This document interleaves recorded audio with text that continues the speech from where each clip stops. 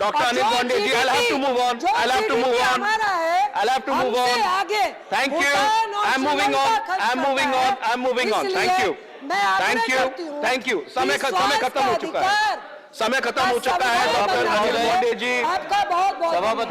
Thank you, Dr. Anil Bhande ji. Please. सभापति महोदय, आज मनोज जी झा इन्होंने Which rule? One second. I have 2 points of order. Sir I'll take the first point of order, then you. Under rule, I've recognized. Under which rule? Under which rule? Under 238. Under 238. 238 sub point 2. Silence, please. Yeah. Sir, 238 sub rule 2. Okay. Making a personal charge against a member. So I think while speaking, Ms. Fauzia Khan, Madam has made certain accusations against the Honorable Prime Minister. I think this is not acceptable. This must be expunged from the record, sir. We will examine. It's a nature of an allegation. We will examine. Prime Minister also is a member of the Council of Ministers. I think the allegation must be removed from the records. We will examine. We will examine. Okay. I have the second point of order. I have the second. Please. Ranjit ji, please अपनी जगह लीजिए. Please, I have the second point of order. Yes. My point of order, one here. Rule number, under which rule? Under which? 239. Under The one 239. member speaking here, the other members from the ruling bench, treasury bench, they have raised the question to the member.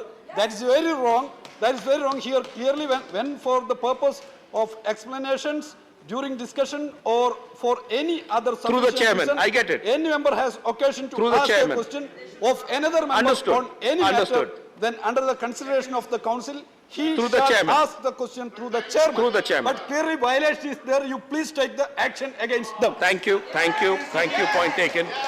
Yes, Dr. Anil Bhande ji. Yes, please. Thank you. Moving on. आज professor Manoj ji Jha सांसद, इन्होंने health के ऊपर जो चर्चा रखी है उसमें मैं सम्मिलित हो रहा हूं. और हेल्थ की डेफिनेशन तो की जाती है कि वेलबींग होना चाहिए. That should be the mental and physical wellbeing, emotional and spiritual wellbeing. और डिसीज यानी कहा जाता है कि जिसमें ईज नहीं है, डिस ईज. लेकिन आज तो मुझे सदन में दिखा कि झूठ बोलने की भी बीमारी कुछ लोगों को लग सकती है. और इतनी बड़ी. Yes. No, I'm not allowing. Is it a point of order? बोलने की बीमारी जिसकी Is हो. it a point of order? Unparliamentary. Continue, please. गलत जानकारी Address the chair. भी हो सकती है, जिसको कुछ लोग झूठ भी बोलते हैं. Please. तो ऐसी बीमारी रही तो उनका भी इलाज बहुत जल्दी करना बहुत जरूरी है. सभापति महोदय, कोविड का जो पीरियड था, इस सबके लिए बड़ी टेस्ट थी. इस सबके लिए यानी डॉक्टर्स रहे, हेल्थ पर्सनल रहे, पॉलिटिशियन रहे, एडमिनिस्ट्रेटर रहे, इस सबके लिए बहुत बड़ी टेस्ट थी. क्योंकि 100 साल के बाद में पैंडेमिक आता है. एंडेमिक, एपिडेमिक बहुत बार आता है. लेकिन आपको पता है कि 1920 उस वक्त पैंडेमिक आया था, 1820 में पैंडेमिक आया था, और अभी 2020 में पैंडेमिक आया था. और पैंडेमिक आने के बाद में पूरे दुनिया के देश गड़बड़ा जाते.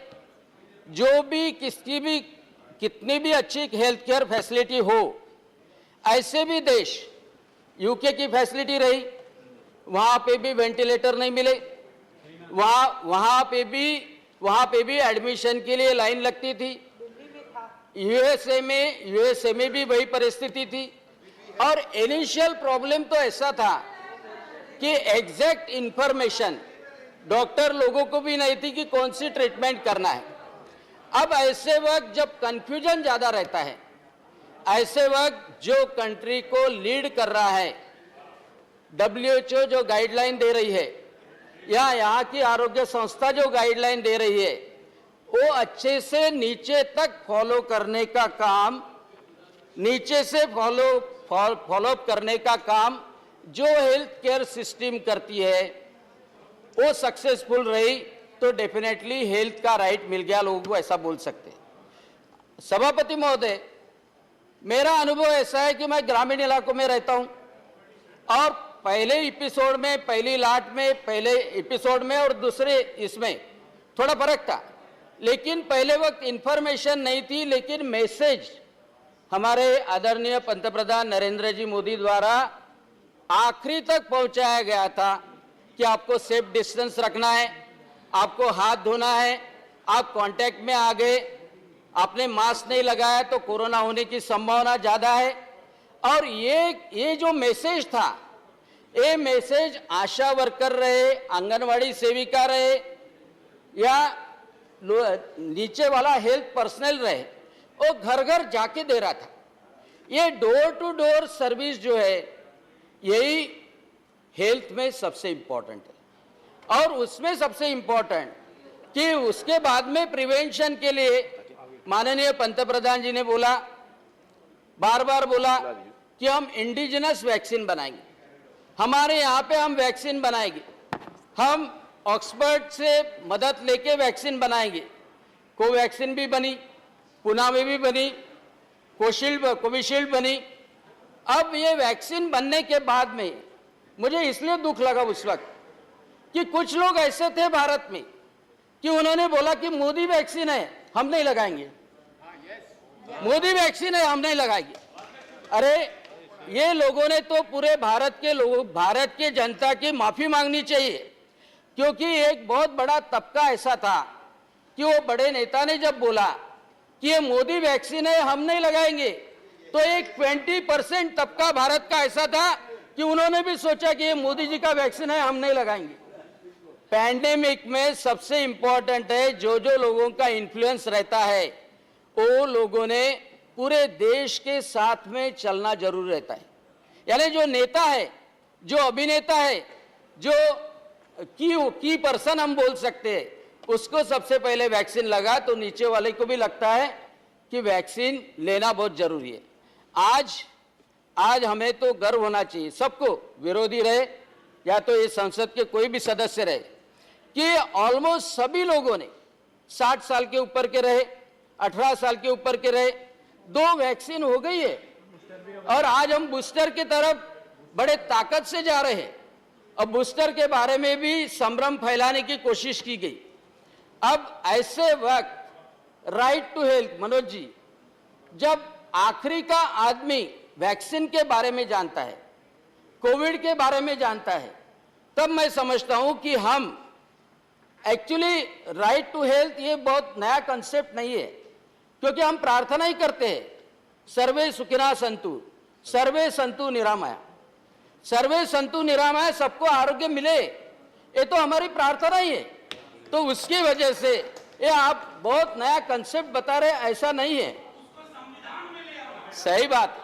लेकिन आपको बताता हूं, ये संविधान में हमारी जो मूलभूत अधिकार है, हमारे संतों ने भी बोला, हमारे संत गाडगे महाराज थे, उन्होंने बोला भुकेलेला अन्न द्या, ताण लेल्याला पाणी द्या, जो आजारी असेल त्याला औषध द्या। और वही मोदी जी कर रहे, वही मोदी जी कर रहे। क्या कर रहे जनऔषधि में? आपको पता है कि नॉन कम्युनिकेबल डिसीजेस है, डायबिटीज है, हाइपरटेंशन है, एक एक दिन की दवाई 100 रुपए के ऊपर होती, और 100 रुपए की दवाई वो 40 रुपए में मिले, 30 रुपए में मिले या 10 रुपए में मिले, तो 300 रुपए महीने में वो हाइपरटेंशन कंट्रोल कर सकता है। अब ये बात क्यों ख्याल में नहीं आती?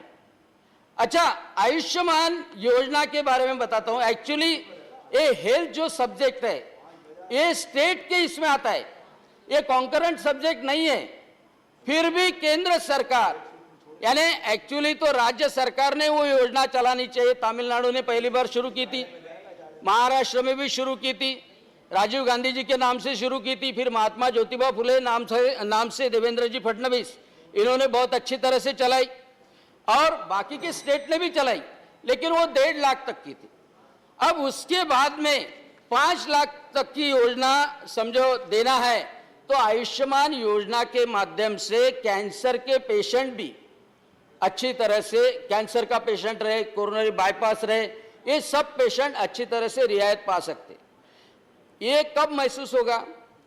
जब अपन वो पेशेंट के रिलेटिव जैसा उनके घर में जाएंगे, उसको किडनी ट्रांसप्लांट करना है और किडनी ट्रांसप्लांट करने के बाद में एक एम्स में वो जाता है और आयुष्मान में वो बैठता है, उसका किडनी ट्रांसप्लांट होता है, उस वक्त वो कोई पॉलिटिक्स नहीं सोचता, वो पंतप्रधान नरेंद्र जी मोदी को धन्यवाद देता है। तो ये राइट टू हेल्थ के बजाय मैं तो ये बोलता हूं, अनिल जी मेरा कंक्लूड कीजिए। बस कंक्लूड करता हूं कि ये हेल्थ जो सब्जेक्ट है ये कॉन्करेंट लिस्ट में आना चाहिए। सभापति महोदय, कॉन्करेंट लिस्ट में आना चाहिए और सिर्फ राइट टू हेल्थ नहीं, क्योंकि इसमें स्पिरिचुअल, मेंटल, इमोशनल हेल्थ भी इंक्लूडेड है। तो इसमें कॉम्प्रिहेंसिव पब्लिक हेल्थ लेजिस्लेशन एखादा बना सरकार की तरफ से, शासन की तरफ से, तो बहुत स्वागतार्ह रहेगा। गंभीर रोग भी नहीं बीमा एक्चुअली, और दूसरी बात ऐसा है कि इसके फंडिंग के लिए भी जैसे मोदी जी ने कोरोना के काल में किया, वैसा बहुत बड़े बड़े लोग हैं हेल्थ के लिए देना चाहते, तो ऐसा एक कॉन्क्रीट डेजिग्नेटेड यानी ऑटोनोमस एजेंसी रहना चाहिए कि जो गरीबों को शासन के मार्फत से मदद करे। लेकिन आज अच्छी चर्चा आपने निकाली, इसके लिए मैं धन्यवाद देता हूं और मेरे शब्दों को विराम देता हूं। जय हिंद।